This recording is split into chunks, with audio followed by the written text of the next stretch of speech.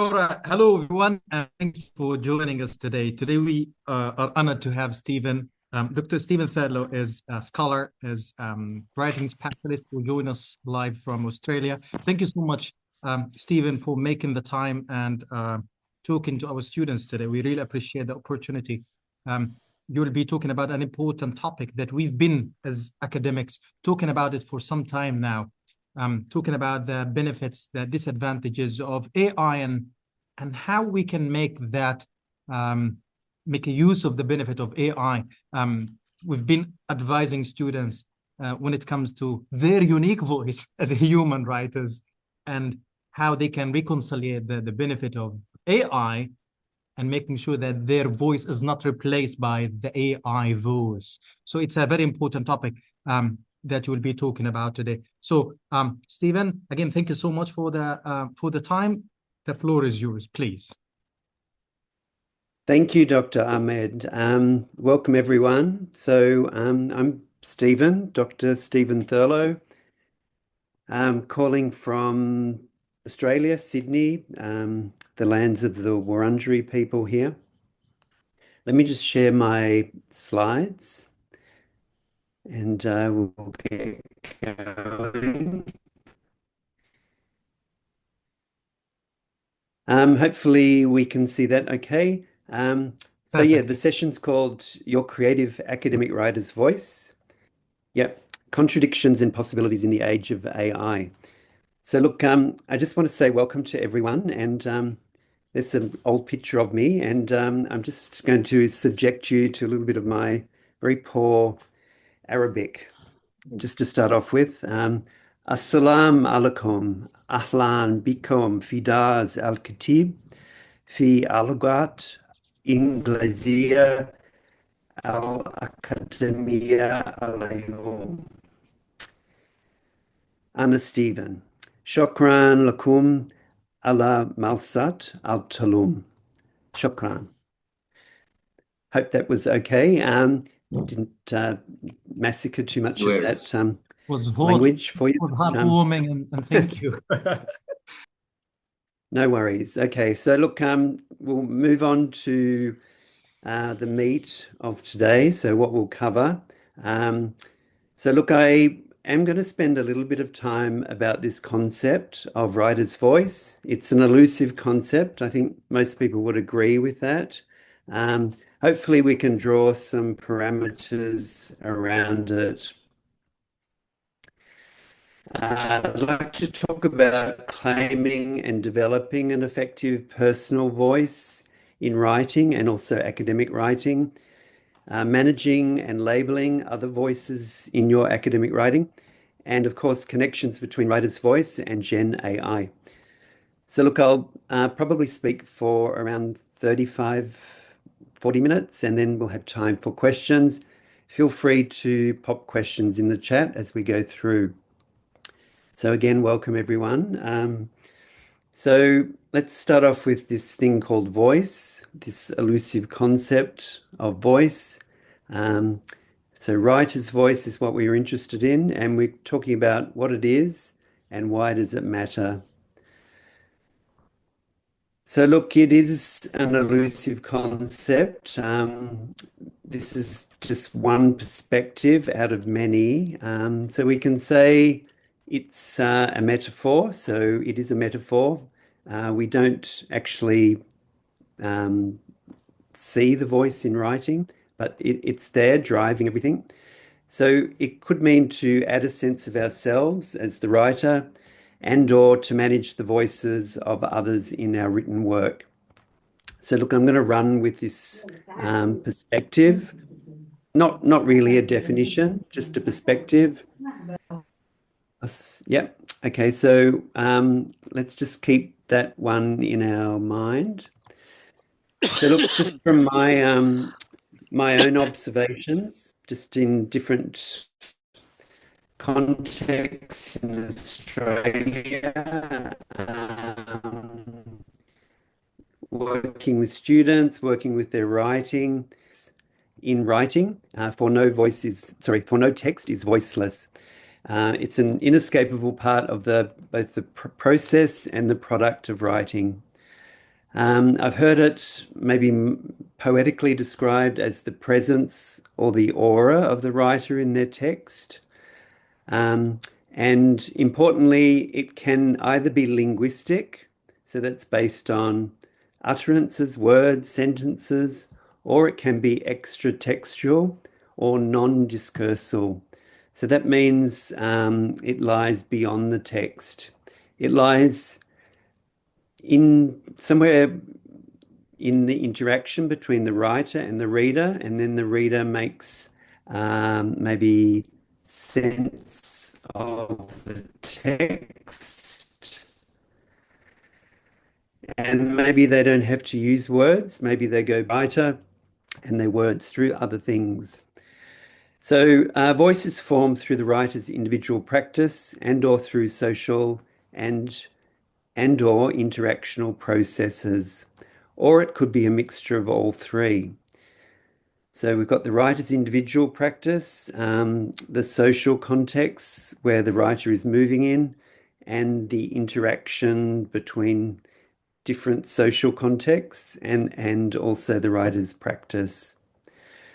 So voice is shaped and refined, but unfortunately it's often diminished through the experience of higher education.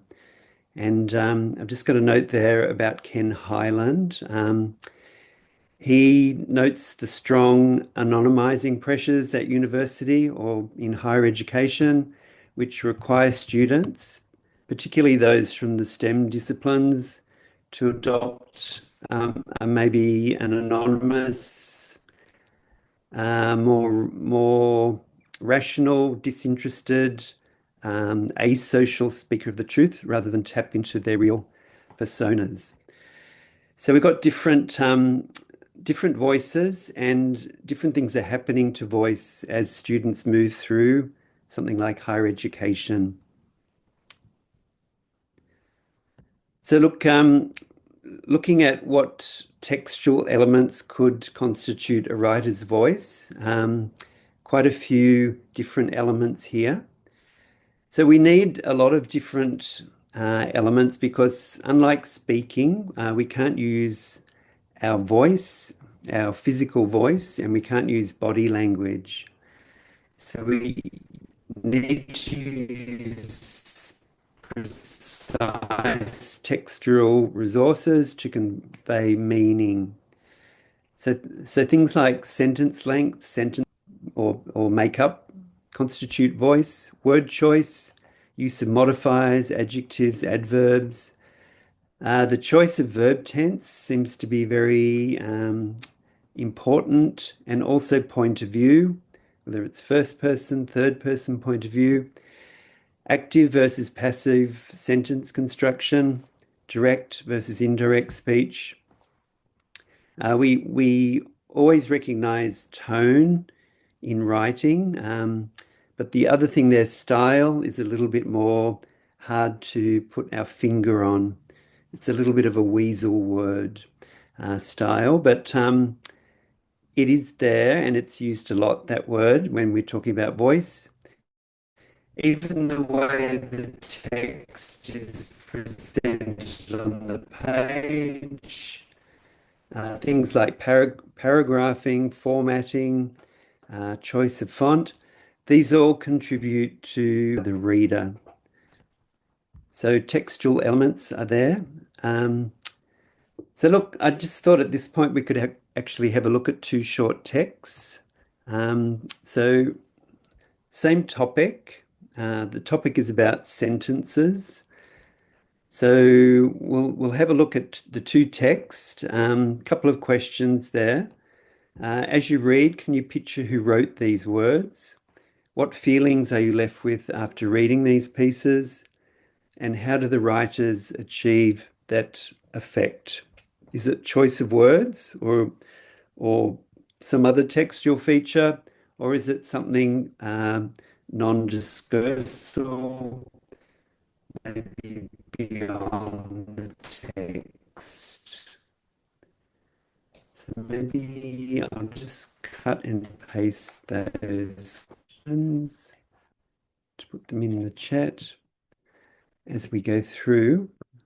Okay with what I've covered so far? Feel free to ask questions as we go along. We'll try to make it kind of workshopy style today as much as we can. Okay, so text one. Look, I'll read this out along with you. So, text one, how do you write a sentence? Linking words together in the right way makes your writing easy to understand and interesting to read. When you are writing, words are grouped together into sentences. There are a few simple rules you need to follow to make sure your sentences are clear. Firstly, a sentence needs to, I think that start with a capital letter at the beginning and a punctuation mark at the end, like a full stop, a question mark, or an exclamation mark. A sentence also needs a verb in it, and it must make complete sense all on its own. Okay, that's text one. Let's have a look at text two. So same title, text two, how do you write a sentence? So writing is not conversation, nor a speech balloon text waiting for a response. The point of writing is to store and spread information in a form that does not require anybody else's bodily presence while it is being written. A sentence gives words a finished form that awaits no clarification. It is its own small island of sense, from which the writer has been airlifted and on which no one else need live. We write alone as an act of faith in the power of words to speak to others who are unknown and elsewhere. So, two quite different texts there. If I go back to the questions, um, would anybody be brave enough to pipe up there and tell us what's the difference there with the voice?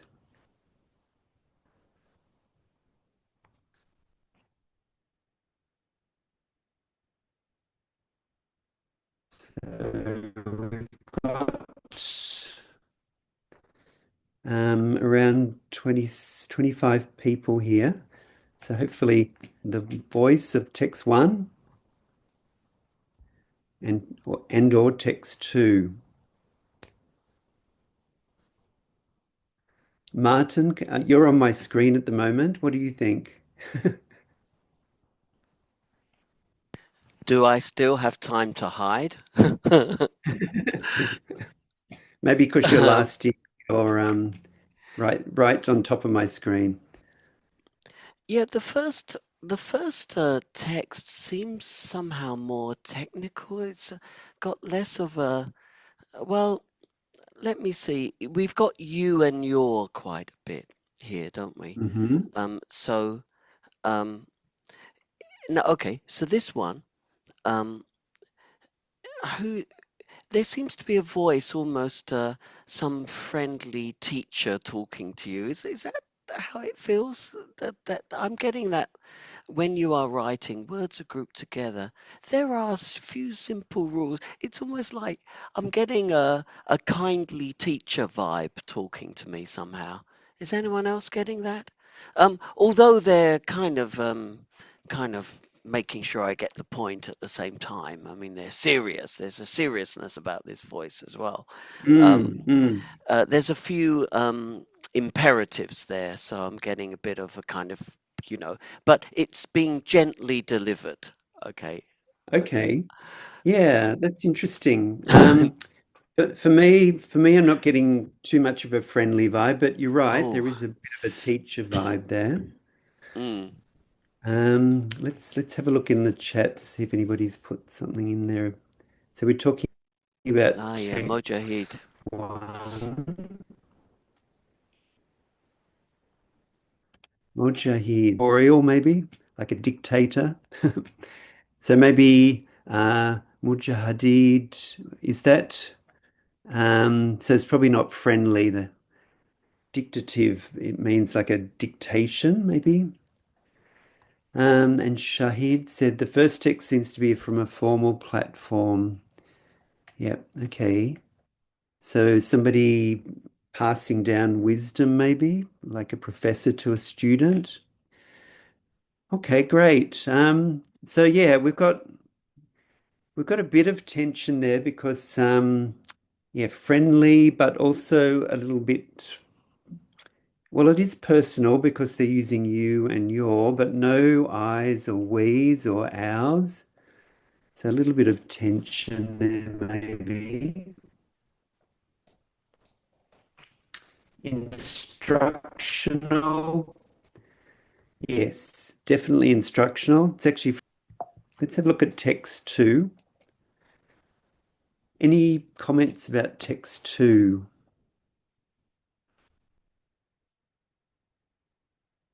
So this is from yeah, it's like a maybe popular history or a popular exploration of sentences by Joe Moran.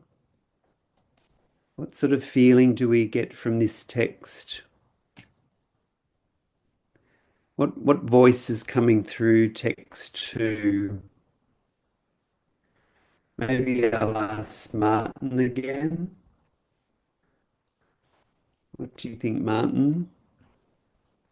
Sure. No, that's fine. Um, Oh, you're on mute. Yep. have I muted myself? Can you hear me now? Yes, yes, yes, you're good. I'm back. Um, yeah, it's tricky this one, isn't it? It said there's a voice here, but it's a literary um voice. It doesn't feel like it's directed to me as such. Um, and the only personal pronoun seems to be we write alone, but there's an impersonality about that we as well. It seems to be representing all writers somehow. And yes, it's not cold or anything, but there's something kind of impersonal and carefully polished about this text that doesn't feel like it's from me to you so much as the other one. Yeah, maybe like a mission statement or a, yes, like a manifesto. I'm just looking at the text. Mujahid is saying descriptive, elaborative. Akram saying text two is written by a specialist in writing, speaking to new writers. Okay, so like a apprentice, yeah, addressing an apprentice. Rajdad said text two seems to be written by a writer who is in writing as he's living in between his writing works. Yes, so somebody passing on the wisdom there. Yes, okay, very good. Thank you, everyone. Maybe we'll move on. Maybe dependent on words, but also something else, the feeling we're left with. So writing is always emotional, and even when we're looking at rather unemotional texts on rather unemotional topics, we can discern a little bit of emotion there. Um, yes, just the residue of emotion. Look, I don't really want to talk too much about identity, but voice and identity are inextricably linked. Um, so about writer's voice without talking about identity, because writer's voice is part of identity. So just a couple of points about identity, maybe as it relates to voice. So like writer's voice, um, identity, the way identity forms is complex and always shifting.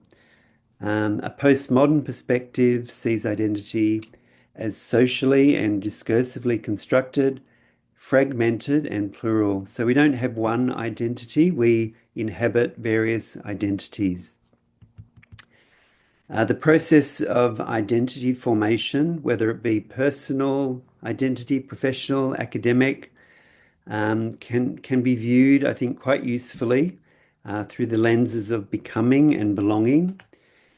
That's from Mantai. It also connects to beliefs about who we are and how we fit into the world. The last point here is very applicable to academic writers.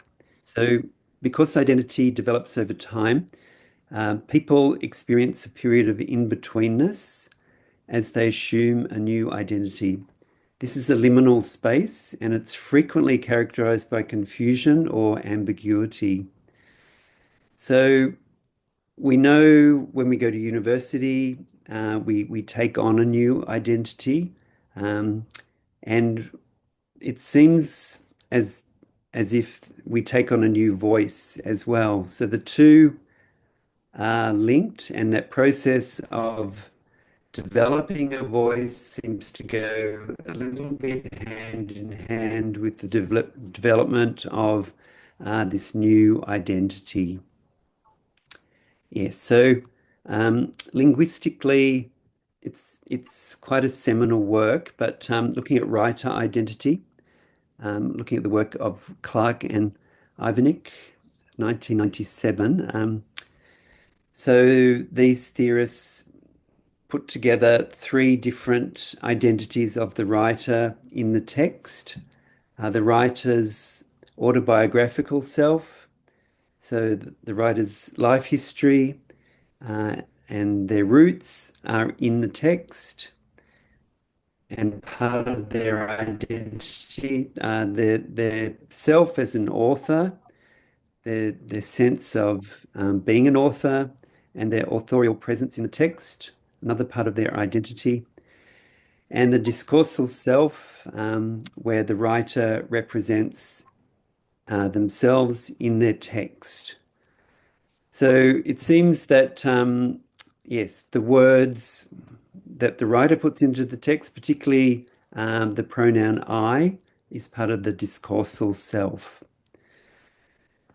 So look, we won't linger here too long because identity is not voice, but like I said, the two are very enmeshed together. So we do have to talk about identity if we're going to talk about voice. So look, I'm going to draw it back to you. So we've got most people in the Zoom room are writing in English, studying English, maybe studying to be English teachers or doing applied linguistics. So how does this connect to me? So I'm just going to throw it over to the room. So I'd like you to think about your own writing voice. So if you could complete the two sentences and put your responses into the chat box. So two sentence stems. First one, I would describe my writer's voice as what? Second one, I would describe my academic writer's voice in English as what? So just give you maybe 2 minutes for that.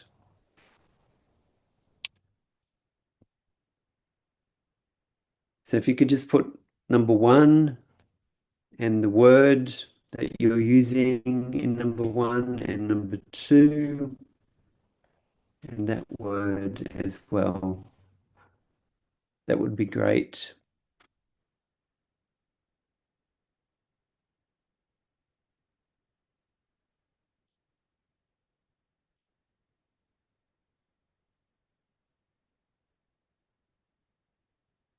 Yeah, got some good comments in chat here.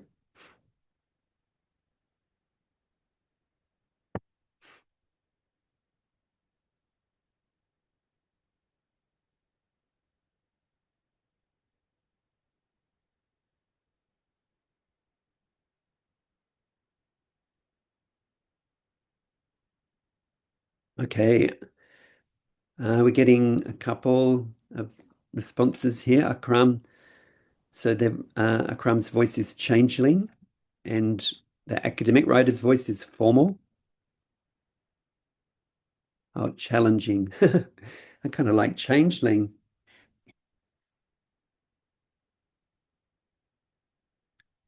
Okay, I'll give you another minute or so for that.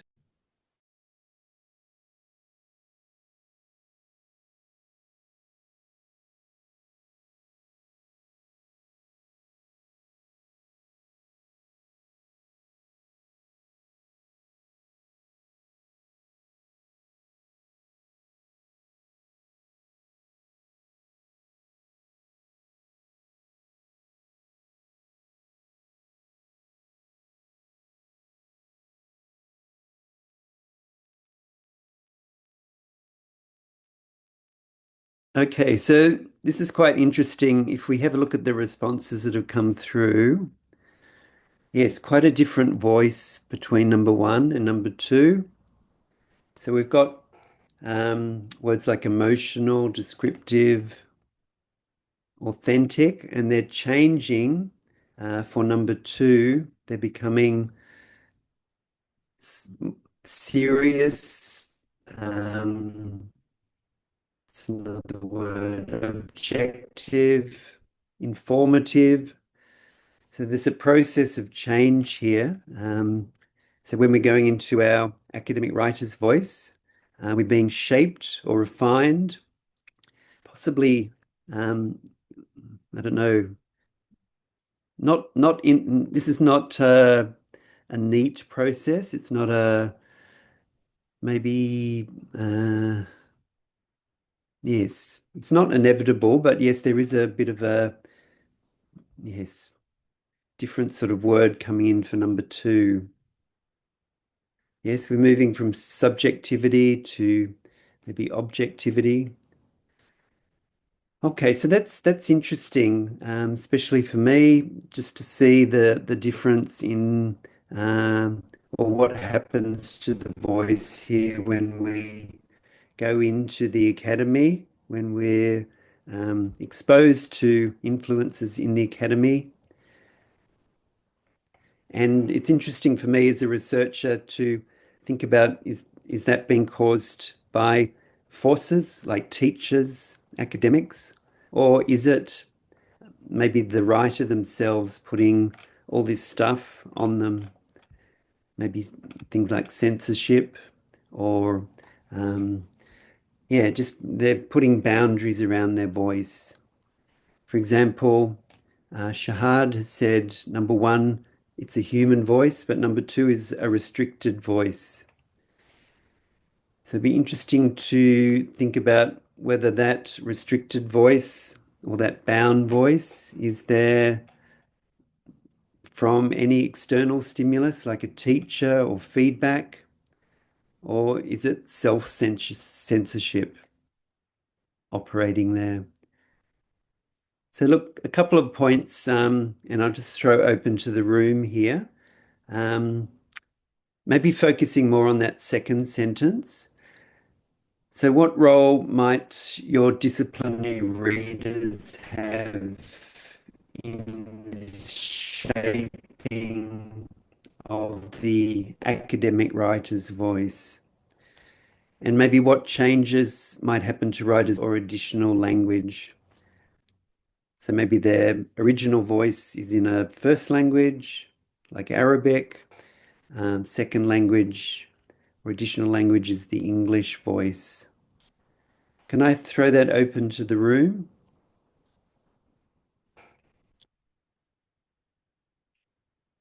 Any comments there about the changes between the first and the second voice, and also those questions on the academic writer's voice? Quite an interesting set of processes happening here. I think you'll agree. Ahmed, are you in the room still? Yes, Stephen, I am here. Do you have We've got any perspectives we've on got this? yeah, yeah, sure. I'll come with my thoughts, but I would like to give Ruba because she raised her hand first. So would you like to unmute and say something, and I'll come after? Oh, great. Oh, I was going to Yep. Yes, respond please. to the question. Sure. So I think Thanks, that for the Ruba. first one, it was about maybe subjective point of view. Thank you. The first one, maybe it's subjective about your own style on writing because you are writing in your maybe first language doesn't really matter since you did not say in English or anything. So you're going to be so authentic to yourself and expressing yourself in every way possible. And also that might be, Mm-hmm. restricted if we are paying attention to the readers that, read our writings over and over. And for the second one, it can be for, objective because we are not, um, you know, performing, or just like we're not writing these words for a specific audience, but rather maybe for all academic readers. So we have to be restricted in not by, for example, as you said, by the professor's rules or other people's rules, but rather by the rules of or the academic rules in writing academic papers or stuff like that. So we would be following these rules in order to give a right writing or appropriate writing for such thing. Mm-hmm. Yep. Thank you, Ruba. So yes, I wouldn't maybe call them rules because they're not written down so much. They're more like guidelines or conventions even. But yes, we do have a number of conventions there in the academy. Any other comments there? If you don't mind, Stephen, I was going to refer to the Okay, well, look, maybe readership. Yep. Yes, Ahmed. I think this is important, and Readership. thanks for raising it. I mean, when it comes to readership and readers who will read your work, when it comes to academic writing, for example, writing a journal article to be published and read by people who are specialists in your area of expertise or whatever, it feels that you write without making assumptions in advance, but assuming at the same time that readers will understand what you're talking about because they come from the same background. But for example, when writing using your voice for a piece, for a magazine, for a newspaper, for example, when I write for the Independent or the Guardian, I always feel that I'm free to express my thoughts. My voice is more authentic, more real, because I'm not Your restricted voice by is the set rules. free. Yeah, like I can start a sentence by the word "and." I can just write one word and full stop. One word, single word and full stop.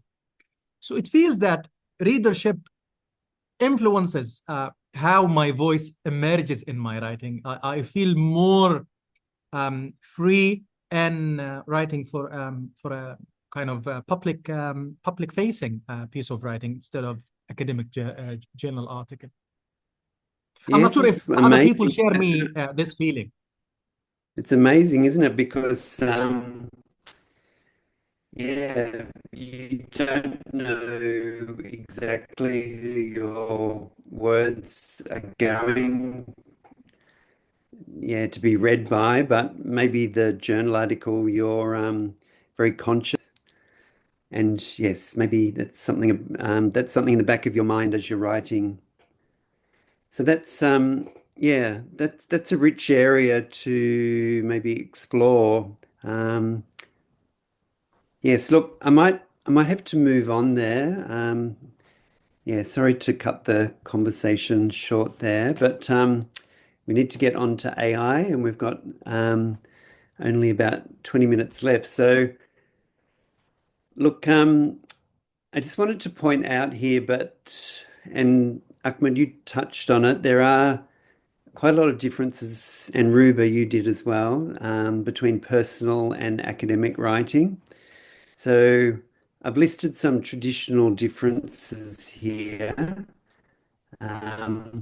But saying that, these are always in flux. So in different disciplines, yeah, we're much closer to using aspects of personal writing than other disciplines. So if we look at the I point there, so the third point down, I is at the center of the story in personal writing. In academic writing, I tends to come in as an observer or a commentator, but not so often. And in some disciplines, never. So if we're thinking about the STEM disciplines, I is positively discouraged. So yes, we do have quite a quite a different list there between personal writing, or what's considered personal writing, and academic writing. Okay, so just a little bit more about I, because when people talk about voice, there's always this discussion about I. Um, so sometimes I and other forms of first person pronoun usually or often indicates you're using your own voice.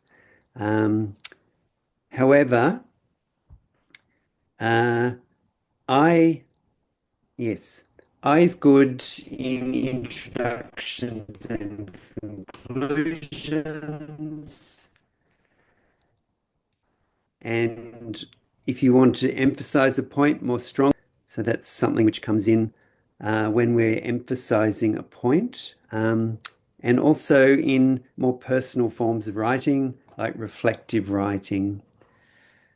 So a little bit of a hot button issue, particularly in some disciplines, the use of I. But important to talk about in a session on writer's voice, because I is often, yes, located, voice is often located in the I or in other personal pronouns. So look, zip through this. So other voices in your writing are there. Academic writing has to include other voices. How do we manage these other voices? So we know we have our own personal voice in writing, and we can use that. That's the kind of default voice in all sorts of text types in academic writing. So that's number one. Number two, we have the direct voice of a source to back up a claim that we've made, and that's called a direct quotation. And the indirect voice of a source is there. Number three, usually a paraphrase or a summary.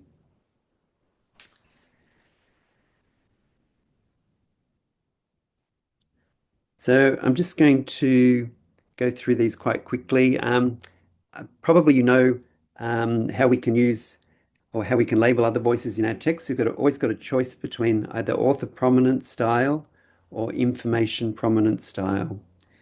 So in the author prominent style, the author is there at the beginning of the sentence. So they're highlighted right at the beginning of the sentence. Information prominent, the author is at the end of the sentence. So why would we use author prominent style? So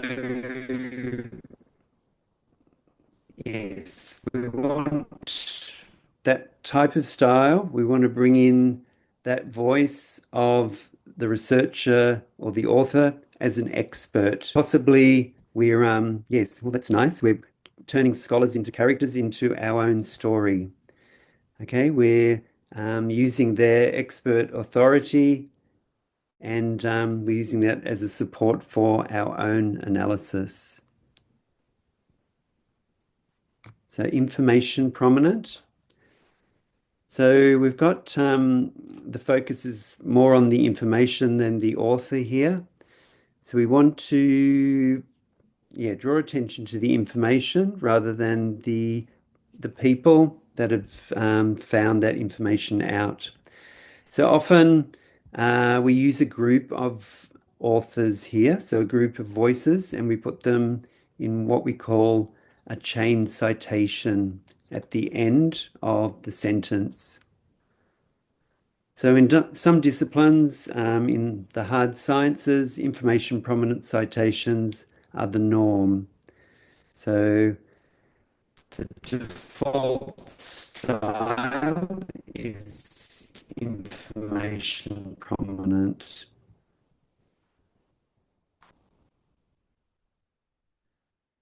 I wonder if I can get rid of this scribble. I'll just maybe about writer's voice. Yes, a couple of statements here which I think are worthwhile just throwing out there. Be confident in using your own writer's voice. but we always have to be aware of disciplinary conventions or guidelines. Okay, anything unlabeled in your text will be assumed to be by your reader to be your own voice, so your own writer's voice speaking. And you don't need to always introduce your own voice by attributions such as I believe or I argue. Um, you can just leave your voice there in the sentence, and if it's not labeled, um, with the citation, the reader will assume it's your own voice. I'm going to leave. I'm going to leave this area behind, and we're going to go on to connections between writer's voice and generative AI. So look, I've got about 5 slides on this. So please stop me if you want me to, if you want to discuss anything or talk about a particular area. So look, with AI coming into the academic writing space, writer's voice has become a hot topic.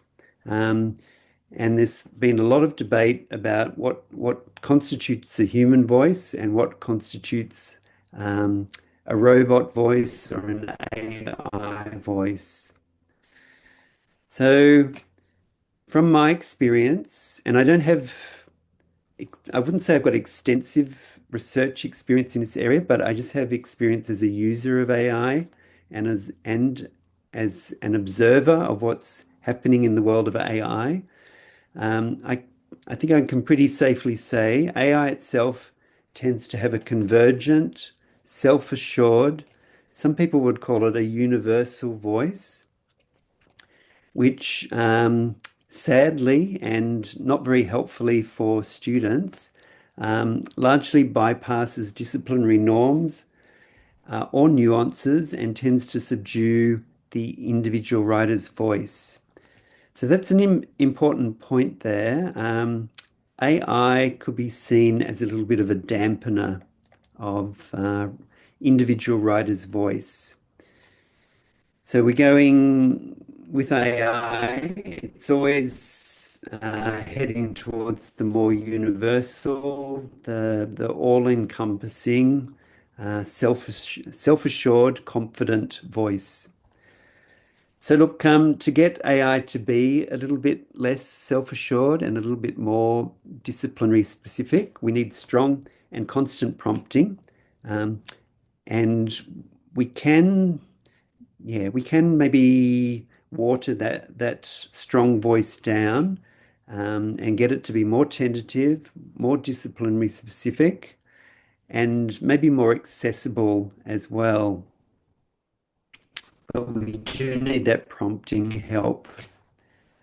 So, yeah, so not sure if you're all prompters, but yeah, asking the program to do something in a certain way and then refining it, really going into a lot of detail about what you want.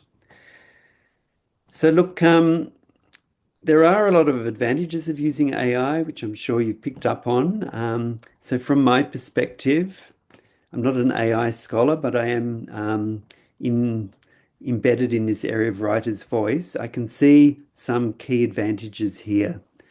So number one, it can generate so many ideas for writing on so many different topics. Works particularly well if you have a clear-cut topic and you're able to prompt AI with all the parameters of your topic. It can outline ideas in a usually quite logical sequence, occasionally illogical, but usually there is some sort of logic behind it. If you're faced with some difficult reading, it's good to help you paraphrase or summarize reading material. This one is a little bit more controversial. It can organize notes from reading. It can also take notes, but I think it's better for the human to take notes and then maybe use AI to organize the notes, identifying major themes on which to base later writing. And of course, we know it can be a very, very effective editor, but it also can be a little bit overbearing at times or overly enthusiastic, and it can edit out lots of stuff which would be better kept. It can edit out the gold if you let it. So yes, you have to watch it as an editor. So look, just on the other side of the coin, issues with AI use for academic writers. So we've heard a lot about this before, but yes, it does tend to limit both critical thinking and creativity during the process of writing, as its ideas are ready-made and ready to go and super quick. So look, it's good to linger here because yes, it is used a lot in the ideas generation stage of writing, but if we use it too much to come up with ideas, we'll never get to an original idea or an original piece of writing because, as we know, AI just takes things that already exist online and it puts them together in a package. So you're never going to get to something original from that just packaging exercise. So if you use AI tools a lot, you often fall into, there's an expression in English, to lull, sort of to hoodwink novice writers into assuming an early draft is ready for submission because it looks good, basically. It looks polished, it looks ready to go, but it's maybe not ready to go. And probably the main issue I've got with AI, it tends to homogenize the writer's voice. So it doesn't amplify individual voices. It's got this kind of deadening, homogenizing effect. It minimizes writers' agency, and we've spoken about its effect on originality. Yeah, basically, it's an originality killer. So there are significant issues with AI as well. So look, I'm going to go back to Joe Moran, or Joe Moran, and final words on voice from him. So quite like this. You acquire a written voice not when you learn to sound like yourself. So a lot of people say, you know, when you get a writer's voice, you do sound like yourself. No, you don't do that at all. So not when you learn to sound like yourself, but when you perfect the knack of slotting words together so that they sound like a convincing expression of a whole, consistent person. A written voice is a composite of your skill at selecting and arranging words and your genuine commitment to what they are saying. Yes, that voice is not you, but it may be a better said version of you. So like that. So look, we've probably left very little time for questions, but probably got a couple of minutes. So would anybody like to throw a question or a comment this way?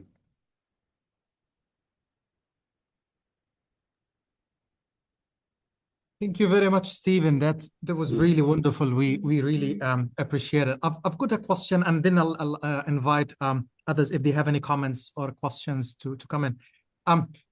Sure. Interesting point. You were talking about how higher education systems may diminish students' voice or students' identity. Ken Highland talks about it, and Ken Robinson talks about this and how schools kill creativity. And That's being right. recently obsessed with decolonial theory and decolonializing higher education.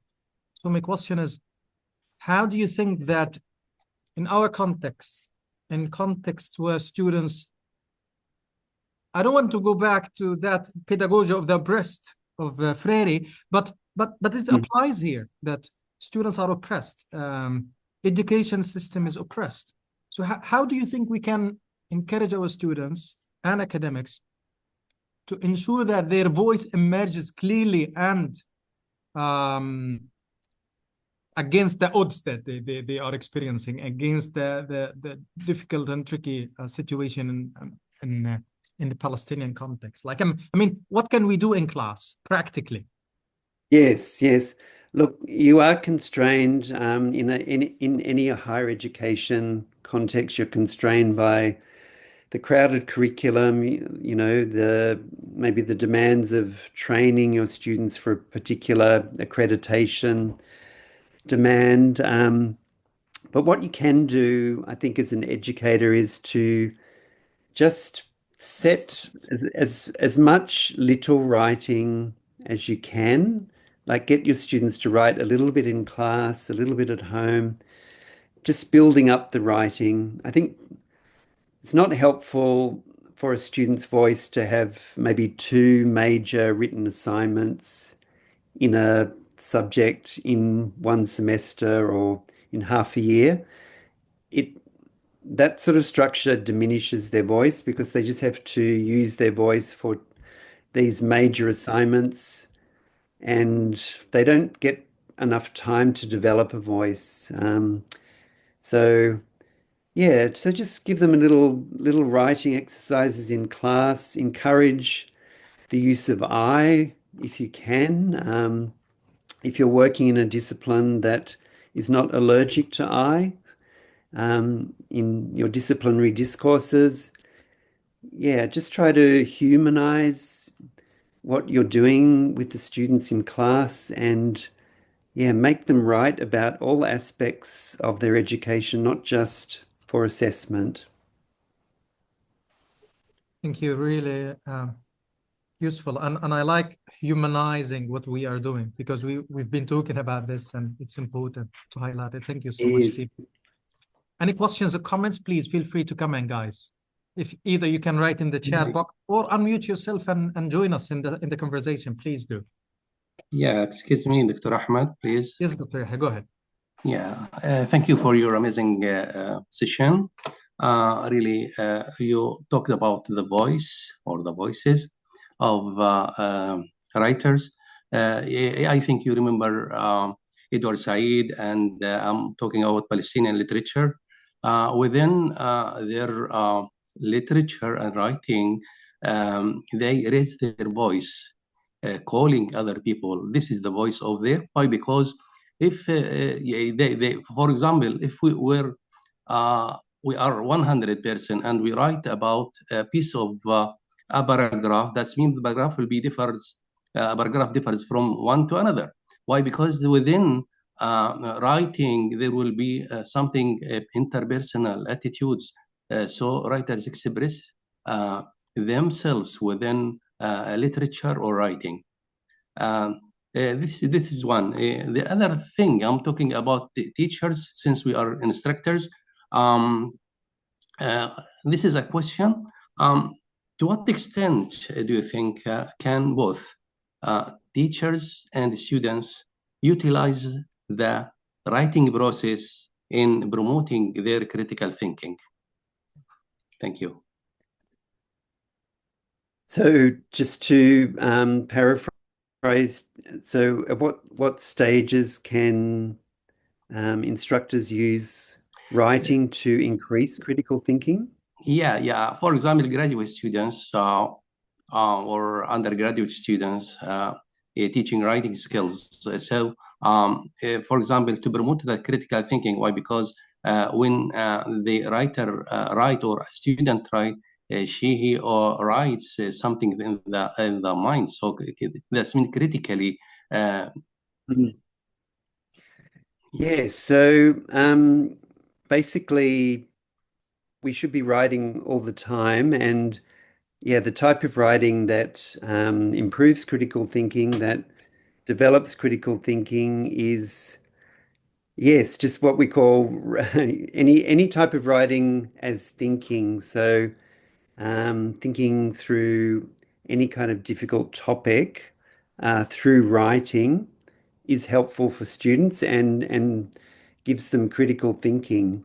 So yes, maybe avoiding writing as recording information that's maybe already known or not not maybe necessary in a way. Yeah, maybe we need to write more as a form of expression rather than writing as a form of recording. I think that's the main thing there, I think, for critical thinking.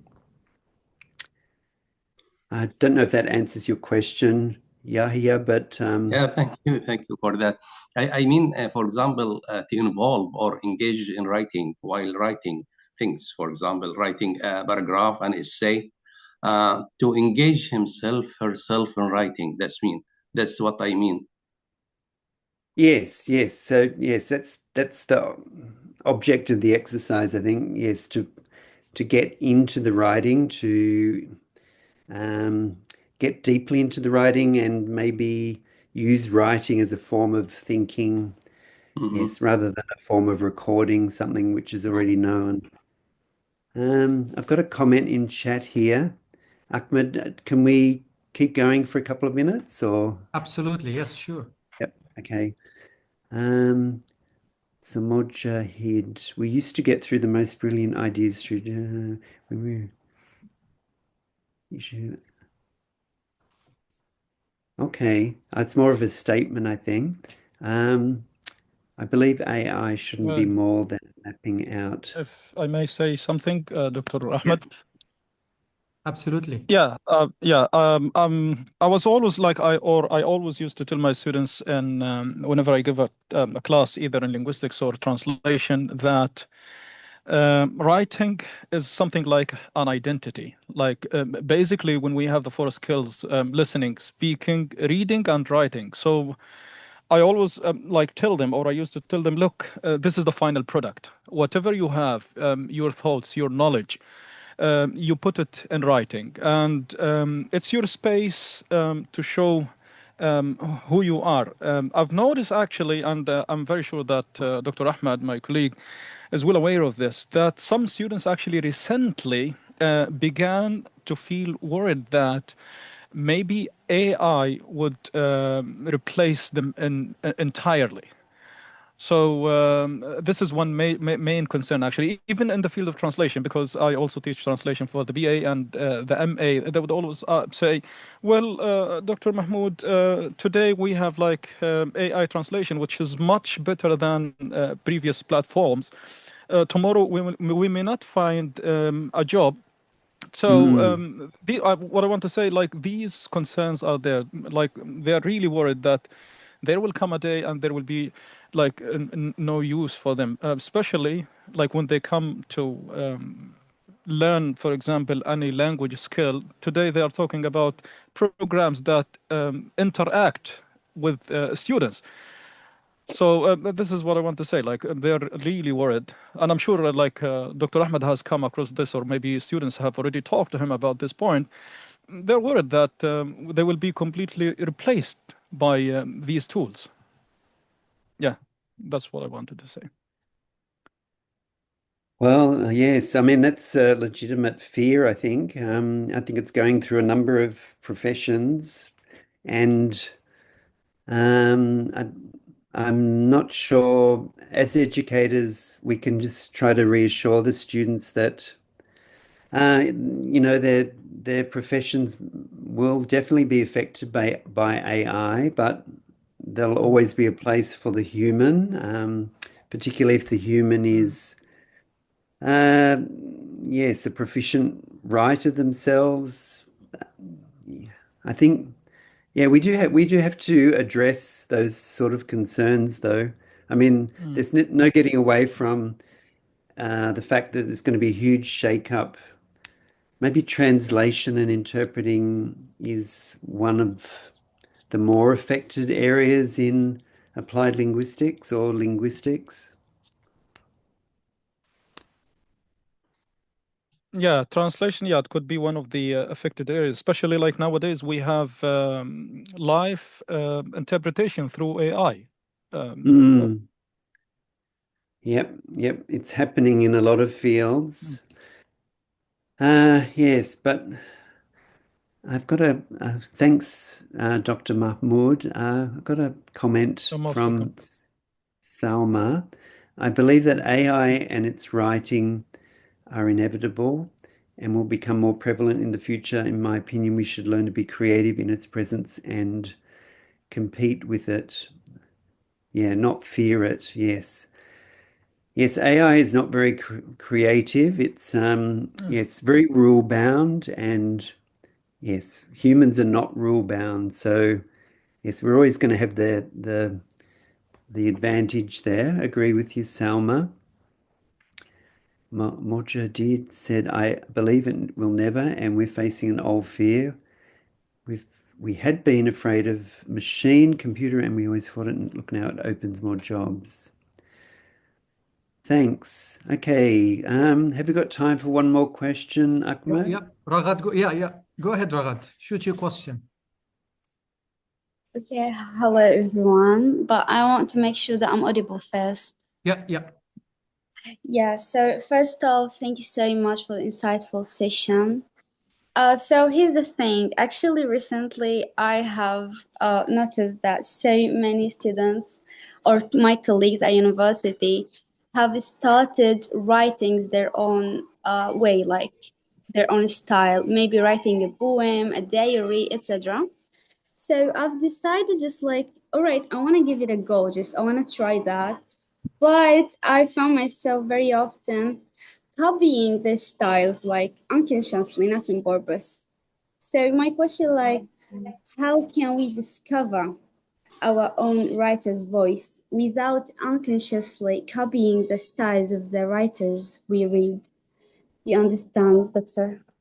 Yeah, Yeah. great question. Great question. Thank you. Thank you.